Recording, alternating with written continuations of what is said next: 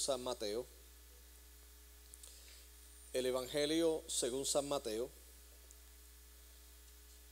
capítulo 14. El Evangelio según San Mateo, capítulo 14, versículos del 22 al 33. El Evangelio según San Mateo, capítulo 14, versículos del 22 al 33. Y una vez que lo tengan, si su condición física se lo permite, por favor estemos en pie para hacer lectura de estos versos bíblicos, de lo cual le hemos titulado a la exposición de esta tarde, Caminar hacia Jesús. Caminar hacia Jesús. Y dice así la palabra del Señor, en el nombre del Padre, del Hijo y del Espíritu Santo. Enseguida Jesús hizo a sus discípulos entrar en la barca e ir delante de él a la otra ribera, entre tanto que él despedía a la multitud. Despedida la multitud, subió al monte a orar aparte, y cuando llegó la noche, estaba allí solo. Y ya la barca estaba en medio del mar, azotada por las olas, porque el viento era contrario. Mas a la cuarta vigilia de la noche, Jesús vino a ellos andando sobre el mar. Y los discípulos, viéndole andar sobre el mar, se turbaron, diciendo: ¡un fantasma! Y dieron voces de miedo. Pero enseguida Jesús les habló diciendo: tened ánimo, yo soy, no temáis. Entonces le respondió Pedro y dijo: Señor, si eres tú, manda que yo vaya a ti sobre las aguas. Y él dijo: ven. Y descendiendo Pedro de la barca, andaba sobre las aguas para ir a Jesús. Pero al ver el fuerte viento tuvo miedo, y comenzando a hundirse, dio voces diciendo: Señor, sálvame. Al momento Jesús, extendiendo la mano, asió de él y le dijo: hombre de poca fe, ¿por qué dudaste? Y cuando ellos subieron en la barca, se calmó el viento. Entonces los que estaban en la barca vinieron y le adoraron, diciendo: verdaderamente eres Hijo de Dios. Pueden sentarse, mis queridos hermanos. Le hemos titulado este mensaje Caminando hacia Jesús, porque en esta narrativa que tenemos ante nuestra consideración, hay unos elementos que pueden ser muy distrayentes de lo que es el tema central de la misma. Elementos que son importantes, pero que debemos enfocarnos en lo que realmente es el tema central de lo que lleva este pasaje. De hecho, antes de entrar en detalles sobre el pasaje que vamos a reflexionar, quiero aclarar que muchos en su interpretación y en su exposición han sido muy duros con el apóstol Pedro, en el sentido de que lo han interpretado como aquel que comenzó a caminar y no pudo continuar porque se hundió por su falta de fe. En la exposición en esta tarde vamos a presentarla de la manera en que precisamente no es tanto un fracaso para el apóstol Pedro, sino todo lo contrario, sino un hombre que en medio de las pruebas, en medio de las situaciones difíciles, quiso aventurarse a hacer algo que otros ni siquiera se le había ocurrido hacer. Y era que en medio de la tempestad, caminar hacia Jesús en lugar de esperar a que Jesús viniera hacia él. En los evangelios podemos apreciar que Jesucristo dedicó 3 años al entrenamiento, al pastoreo y al cuidado de los discípulos que él llamó para la misión que él les tenía encargada. Jesucristo ministró a las multitudes, Jesucristo ministró a las necesidades, pero enfocó la mayor parte de su tiempo a esos 12 que él había escogido. De como dice el Evangelio según San Marcos, que él mismo antes de escogerlos, él oró y entonces llamó a los que él quiso para que estuviesen con él y luego enviarlos a predicar. Puedo sentir lo que le podemos llamar, y puede ser una contradicción de términos, pero es una envidia santa o una santa envidia. ¿Por qué? porque el entrenamiento de este servidor ha sido en seminarios teológicos. Muy buena instrucción de muy buenos profesores, pero sin embargo, estos discípulos tuvieron la instrucción del maestro de maestros, del Dios encarnado, de aquel que creó los cielos y la tierra y de aquel que es el autor y consumador de la fe. Tuvieron de primera mano la mejor formación espiritual y teológica, porque la tuvieron de primera mano. Y fueron personajes como en este caso que es Pedro, que cuando lo vemos a través de las Escrituras podemos apreciar la maravillosa gracia de Dios. Porque Pedro ni socialmente era una persona considerada importante y mucho menos dentro del ámbito espiritual. ¿Por qué? Porque socialmente era un hombre pues de una digna vocación, pero que para muchos era desmerecida, y era la pesca, porque era una vocación muy común. Era un hombre que se ganaba la vida pescando. Por otro lado, la misma Biblia nos dice y nos describe que el apóstol Pedro era un hombre que no tenía letras. O sea, que no era una persona que había tenido la oportunidad de tener algún tipo de educación formal. Él, como muchos en nuestros países que se vieron en la necesidad de tener que trabajar a temprana edad, así Pedro pertenecía a la mayoría del pueblo. Él no venía de la escala social aristocrática, él no vino de esa área, de la académica.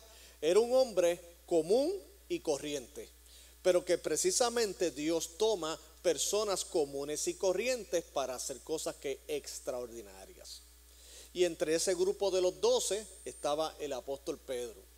Y allí Dios comenzó a trabajar. Y como dice Erwin Lutzel, el que es pastor en la iglesia Moody, dijo lo siguiente, y es refiriéndose a Pedro: Pedro fue cincelado por el maestro. O sea, podemos apreciar cómo Dios toma este Pedro en su condición vulgar, en su condición normal, natural, y lo va transformando para entonces ¿qué?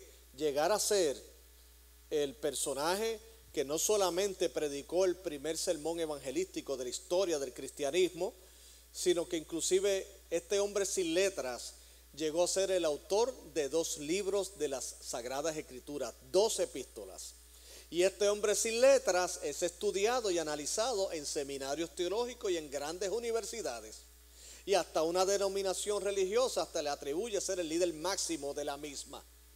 Así que Dios toma a una persona ordinaria y hace algo extraordinario. Así que en paréntesis, usted y yo, mis queridos hermanos, no digamos nunca que Dios no pueda hacer grandes cosas a través de nosotros, porque Dios sí ha fijado sus ojos sobre ti y tiene un plan para con tu vida. Hermano y hermana, nunca dudes de lo que Dios es capaz de hacer a través de usted. Y en este caso el apóstol Pedro pues es prácticamente protagonista de muchos de los eventos que están en los evangelios, y entre ellos este que está aquí.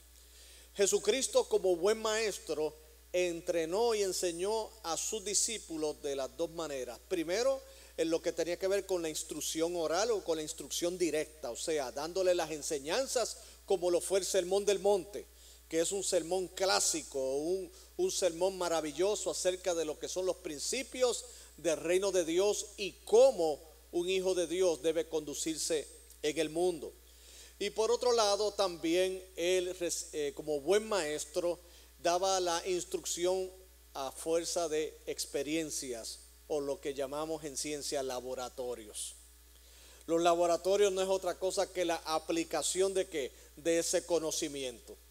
En los seminarios enseñamos el arte de la homilética, o sea, de la predicación, y le enseñamos a hacer los estudios exegéticos, la investigación, la manera de cómo hacer un manuscrito de un sermón. Y esa parte es buena, pero la más interesante es cuando tienes que exponer, porque enseñamos no solamente a predicar, sino que tienes que predicar. El laboratorio es lo importante. Es como un cirujano, se le enseña la anatomía, se enseña todos los procesos de funcionamiento del cuerpo humano, pero luego él mismo tiene que desarrollarse dentro de ¿qué? De exponerse a operaciones. En la vida, mis queridos hermanos, Dios continúa enseñándonos de la misma manera. Dios nos sigue enseñando primeramente por la instrucción de su palabra. La Biblia es la palabra de Dios. La Biblia es la inerrante e infalible palabra de Dios. Si queremos conocer a Dios en verdad, tenemos que irnos y ceñirnos a las Escrituras.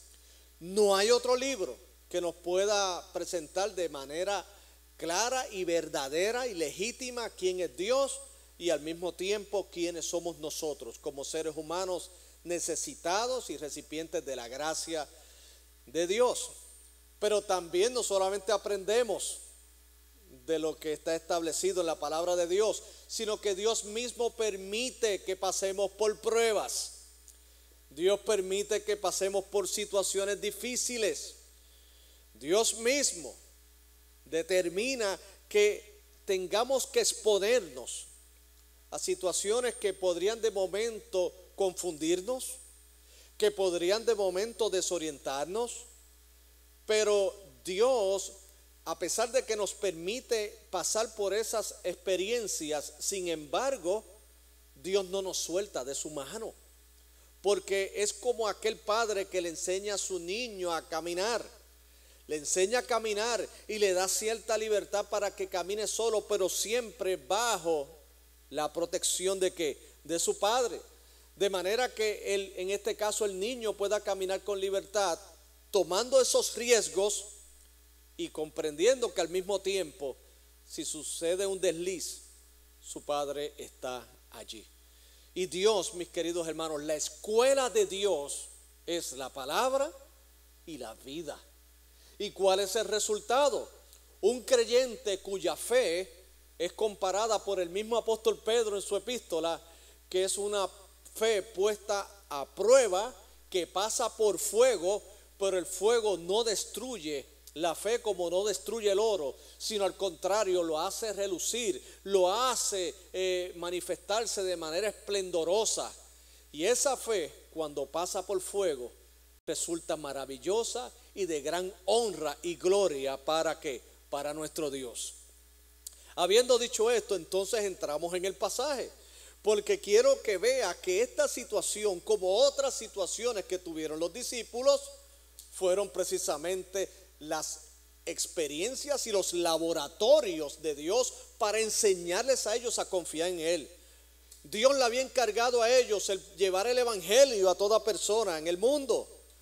Óigame, si iban a llevar el evangelio, tenían que no solamente conocer de primera mano la buena enseñanza de Jesucristo, sino también su experiencia con Cristo.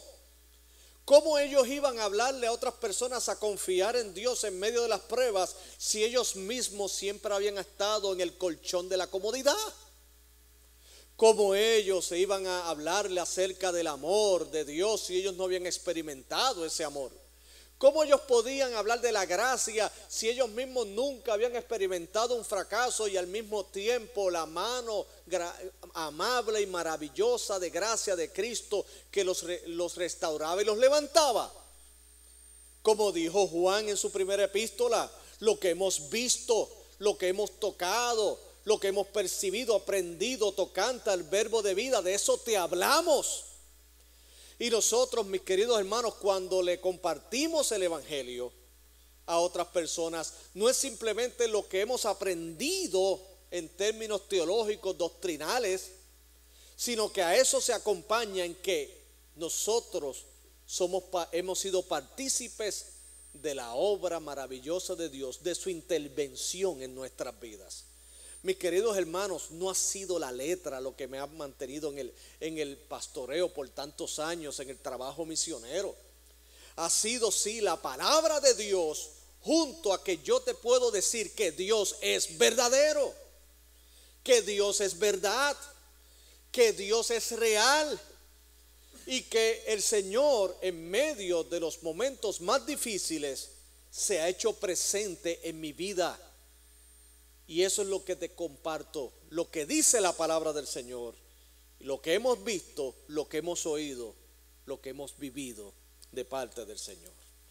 Aquí este pasaje o esta historia se da en el contexto de luego de la multiplicación de los panes y los peces, que de hecho fue otra lección, pero esa la cubriremos en otro momento. Es una lección de confianza en Dios, en la provisión sobrenatural de Él.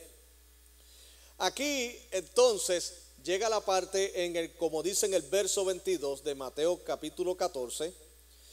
Enseguida Jesús hizo a sus discípulos entrar en la barca e ir delante de él a la otra ribera, entre tanto que él despedía a la multitud.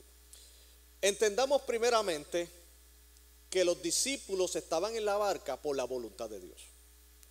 ¿Oyó? O sea, porque fue Jesús el que hizo a sus discípulos entrar a la barca e ir delante de él a la otra ribera. O sea, en otras palabras es Jesús mismo el que le dijo, móntense ahí y vayan al frente, que yo los alcanzo.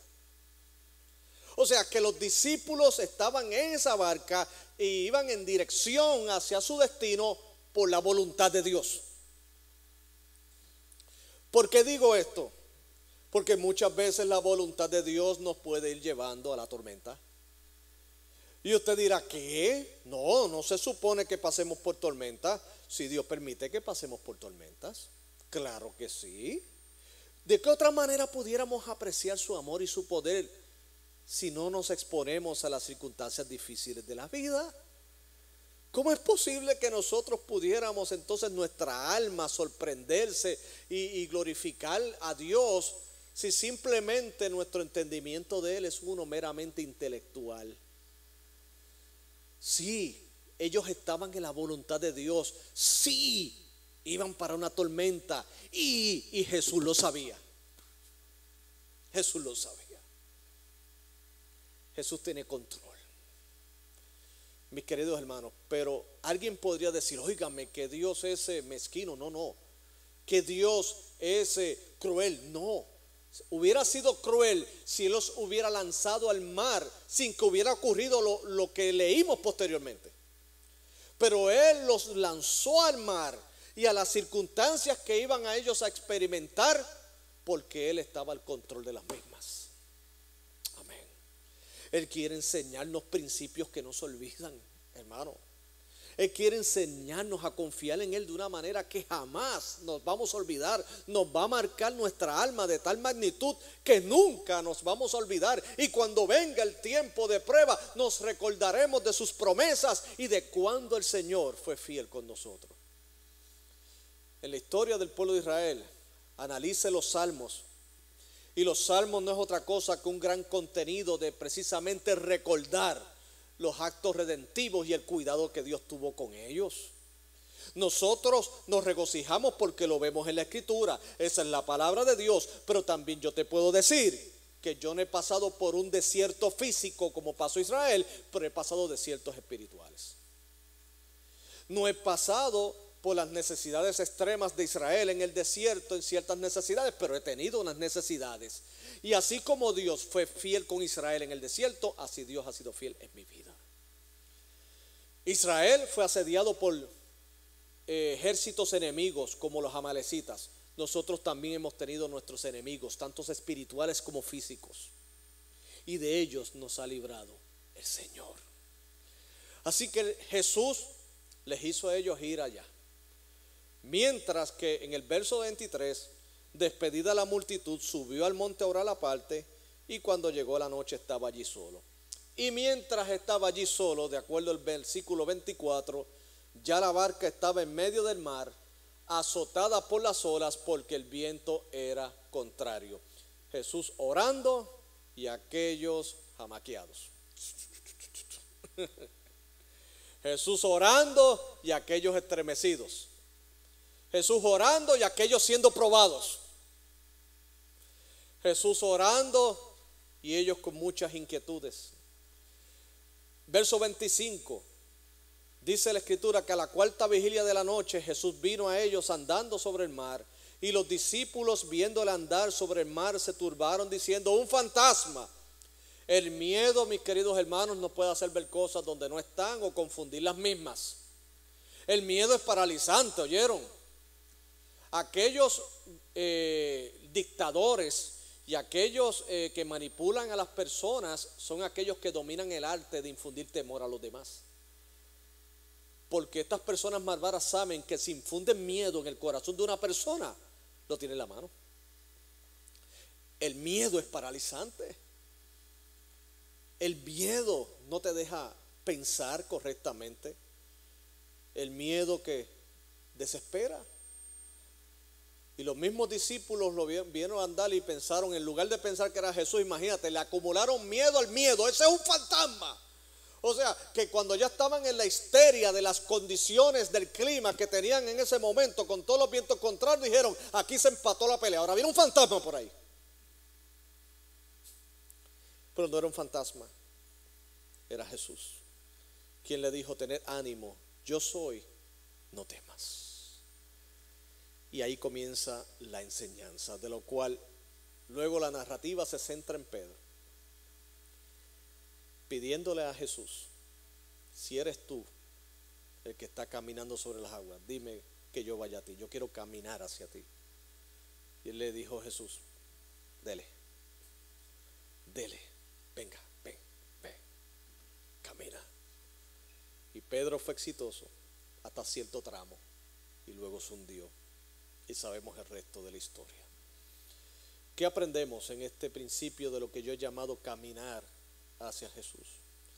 Y caminar hacia Jesús en medio de las circunstancias. Yo tengo que, en este caso, mi exposición no es ver las partes o lo que es lo negativo de Pedro en este evento, sino al contrario, hay cierta admiración por lo que él hizo. Usted dirá, pastor, ¿y cómo se puede admirar a alguien que se hundió? Bueno, yo te voy a explicar por qué. Porque primeramente, cuando hablamos de caminar hacia Jesús, en este caso el apóstol Pedro, y este es nuestro primer punto de enseñanza, es cuando él le pidió a Jesús caminar sobre las aguas, lo que está expresando es una valiente petición de fe. Escuche bien. Es una valiente petición de fe. Mire, Jesús iba hacia la barca. Y los demás, ¿qué habrán hecho? Se habrán abrochado el cinturón esperando a que él llegue. Pedro no. Pedro quería hacer algo más. Pedro quería ir hacia donde estaba Jesús. En medio de las circunstancias difíciles, en medio de toda esa vorágine y caos que estaban experimentando ellos, Pedro mismo le pidió a Jesús, si eres tú, manda que yo vaya a ti sobre las aguas. Oh, mis queridos hermanos, ciertamente nosotros estamos en Jesús porque Él se acercó a nuestras vidas. Ciertamente nosotros estamos en la fe porque Él nos ha dado el precioso don de la fe. Ciertamente nosotros le amamos a Él porque Él nos amó primero. Óigame, mis queridos hermanos, pero la fe nuestra, de acuerdo a como Santiago le expresa en su epístola, no puede ser una fe muerta, sino una fe viva. Una fe muerta simplemente conoce lo correcto, pero no se mueve conforme a lo correcto. Una fe viva, de acuerdo a Santiago, es la que cree en lo correcto y acciona de acuerdo a lo correcto. Daniel, en el libro que lleva su nombre, dijo que el pueblo que conoce a su Dios se esforzará y actuará. La persona que tiene fe en el Señor nunca es pasiva, sino que es dinámica. Es aquella que acepta los retos. Es aquellos que mientras otros están en la zona de comodidad esperando que Jesús les asista, estos quieren caminar sobre las aguas para acercarse a Jesús. Por eso, mis queridos hermanos, caminar hacia Jesús, en base al contexto de Pedro en este pasaje, fue una valiente petición. Yo quiero estar donde tú estás, Señor. Aunque eso conlleve hacer algo que me ponga en riesgo a mí. Aunque eso conlleve salir de mi zona de comodidad. Aunque eso conlleve el que pueda ser criticado. Porque le voy a decir algo, mis queridos hermanos, aquí yo no puedo criticar la actitud de Pedro. ¿Sabes por qué? Porque mismo Cristo no la criticó. Si hubiera sido mala la petición de Pedro, Jesucristo mismo le hubiera dicho: oye, tú eres un atrevido, tú quieres hacer las mismas cosas que yo hago. O sea, tú quieres caminar sobre las aguas. ¿Pero qué? ¿Tú eres un presumido? Sin embargo, Dios, que conoce los corazones, no vio en él un hombre presumido. No vio un hombre cuya agenda era ser igual que Jesús. Porque Pedro no quería ser Jesús, Pedro quería estar con Jesús.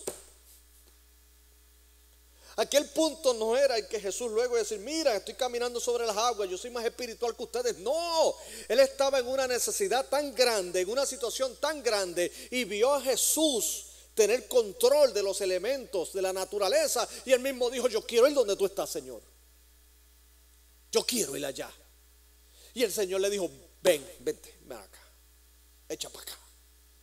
Oh, mis queridos hermanos, dice en Hebreos capítulo 11 que si queremos tener una garantía de agradar a Dios, es teniendo fe en Él. Porque la fe es la certeza de lo que se espera, la convicción de lo que no se ve. Por ella alcanzaron buen testimonio los antiguos. Pero esa fe de los antiguos, según Hebreos 11, no fue una fe que Abraham dijo: no, yo le creo a Dios, y se quedó en Ur de los Caldeos. No, yo le creo a Dios, y se movió. Y fue un José que le creyó a Dios y se movió. Y fue un Noé que Dios le habló acerca del diluvio y que tenía que preparar un arca, y vino Noé, le creyó a Dios y se movió. Y Moisés, Dios lo llamó y él se movió.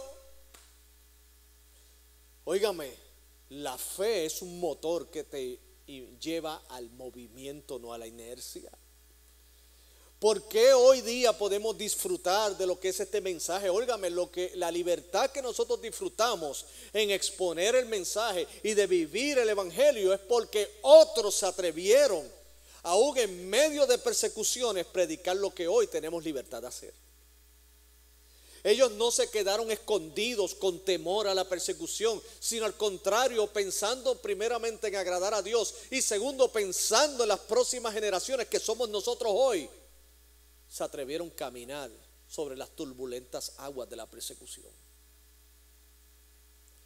Hermanos, Dios quiere que tú camines y yo caminemos por las turbulentas aguas de nuestra vida particular. Que no esperemos a que simplemente Él llegue a nosotros, sino que digamos: Señor, yo puedo caminar ese valle, Señor, y tú me sostienes. Si ven, camina. Jesucristo mismo dijo que precisamente en el mundo tendremos aflicción, pero que confiemos que Él ha vencido ¿qué? Al mundo. Y el apóstol Juan dijo: y esta es la victoria que ha vencido al mundo, es que nuestra fe. Así que la petición de Pedro de caminar sobre las aguas no solo es valiente, sino es una noble petición. Óigame, que le podamos decir a Dios: Señor, que yo pueda caminar sobre mis obstáculos del miedo, Señor. Que yo pueda superar el temor.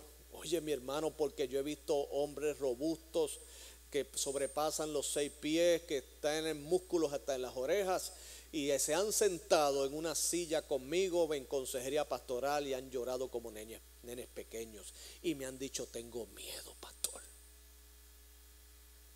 Y usted sabe de qué me han dicho algunos que tienen miedo: de la vida. La vida les ha golpeado tan duro que le tienen miedo. Y ese hombre grande, barbudo, fuerte, con una imagen de mucha agresividad y mucha seguridad, en la intimidad con un pastor que no llega ni a 5 o 7, le han confiado: pastor, yo tengo miedo a vivir. Le tengo miedo al sufrimiento. No sé cómo puedo enfrentar los retos. Señor, pastor, Dios me está llamando al ministerio, no me atrevo cómo dar el primer paso. Pastor, tengo que reconciliarme con aquellos queridos, no sé cómo dar el primer paso. Yo creo que esta narrativa me enseña cómo dar el primer paso. Es diciéndole, Señor, tú quieres que yo lo dé, yo puedo. Y Él te va a decir, ven, dalo, da el primer paso. Ten una valiente actitud que conlleva una valiente petición de ir hacia Jesús. Óigame, creo rotundamente, antes de pasar al siguiente punto, que aquellos que caminan hacia Jesús son recipientes de su gracia, son gente valiente. ¿Usted sabe por qué? Porque vivimos en un sistema donde Jesús precisamente no es lo más famoso. Y usted me dirá, ¿cómo? No, le voy a decir la verdad. Muchos se avergüenzan del evangelio. ¿Sabe por qué? Porque tienen miedo a la presión de grupo. Jesucristo no es lo más popular. Es popular en cuanto al nombre, pero no es popular en cuanto a ser creído y servido. No. Todavía no es popular. Y muchos quisieran caminar hacia Jesús, pero miran hacia el lado a los que se quedan en la barca. ¿Por qué? Porque hay otros que se quedaron atrás. Y esos quieren que Jesús venga donde ellos, pero ellos no quieren caminar hacia Él. ¿Y usted qué va a hacer? ¿Se va a quedar con aquellos y se va a privar de la experiencia? ¿O se va a atrever a ser la diferencia en medio de otros que no se atreven a hacerlo? Debemos caminar hacia Jesús. Porque no solamente es una valiente petición lo que hizo Pedro, sino también estamos viendo y aprecio una firme determinación. Él le dijo, yo quiero ir donde tú estás. Y él le dijo, ven. Él fue determinado, caminó. Mire, hermano, yo me imagino que los de la barca, primeramente, cuando escucharon que Pedro le pidió a Jesús caminar sobre las aguas, habían dicho, mira qué atrevido, este sí que es aprontado, mira para allá, mira, este siempre la hace, mira esto. Pero después, cuando empezó a caminar, le dijeron, mira, está caminando.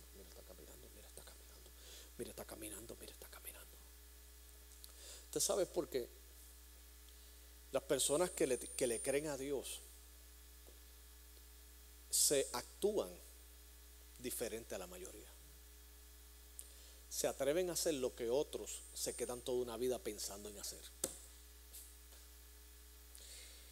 Dice la historia en el Antiguo Testamento de que una ocasión, y usted lo conoce muy bien, vino un gigante llamado Goliat. Era un hombre del ejército de los filisteos y comenzó a retar a los ejércitos del pueblo de Dios. Este hombre es descrito como grandísimo, fuertísimo y con una vasta experiencia en guerra. Y por el otro lado estaba el ejército con todo su equipo, con todos sus recursos, con todas sus espadas, con todo el entrenamiento, pero llevaban días pensando en qué hacer con él. Días. ¿Oyeron? Ahí estaban los entrenados, ahí estaban los expertos de guerra pensando en quién le entraba al gigante. Y pasaron los días. Y mientras pasaban los días el gigante no se movía, al contrario, se crecía más interiormente porque decía, ustedes son unos cobardes, ¿qué pasa que no me envían a alguien para pelear conmigo? Y difamó y deshonró el nombre de Dios. Hasta que llegó el muchachito a llevarle comida a los valientes, a los expertos, a los soldados, a los Rambos. Y él les da comida y escucha al gigante y dicen, oye, pero ustedes, ¿y qué le pasa a este? Porque ustedes dejan que este hombre los insulte y más que nada deshonre el nombre de nuestro Dios. ¿Y sabes lo que ellos le dijeron? Tú eres un muchachito, no seas entrometido. Pero para David esto era una gran ofensa. Y él los veía a los expertos con los brazos cruzados analizando. Usted sabe que en la vida cristiana hay muchos expertos que no hacen nada. En una ocasión yo recuerdo que estaba alguien dando una instrucción sobre obra misionera y plantación de iglesias. Estaba ahí dando 40 y dando muchas estrategias y diciendo cómo hacer esto y aquello y lo otro y muchas cosas. Y los que estábamos entre la audiencia, cuando vino la parte de Q&A, preguntas y respuestas, este servidor me acercó a él y le pregunto, ¿cuántas iglesias usted ha plantado? ¿Qué pasó? Y yo, no, ¿que cuántas iglesias usted ha plantado? Me dice, no, ninguna. ¿Cuántas ha pastoreado? La verdad es que solamente fui líder de jóvenes por un campamento de jóvenes que hubo. Y luego hice una que otra cosa. Pero usted ha sido misionero fuera de los Estados Unidos, ¿verdad? Mira, la verdad es que yo no he pasado de Estados Unidos. Oh, oh, oh, oh. ¿Y por qué tú estás hablando de esto? Ay, porque yo he leído muchos libros de esto. Oh. Pues está bien, no hay problema. Ok. Luego los compañeros pastores me dicen, ¿qué tú le estabas hablando? Y dice, bueno, él está hablando de algo que nunca ha hecho.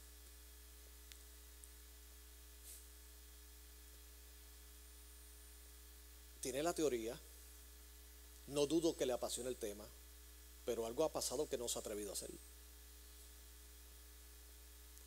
Sin embargo, entre los asistentes, el 90% no solamente le ha gustado la teoría, no solamente han gustado de las misiones, lo están haciendo. Usted sabe algo, porque mientras uno está en la barca, aunque se esté moviendo, uno se siente seguro ahí.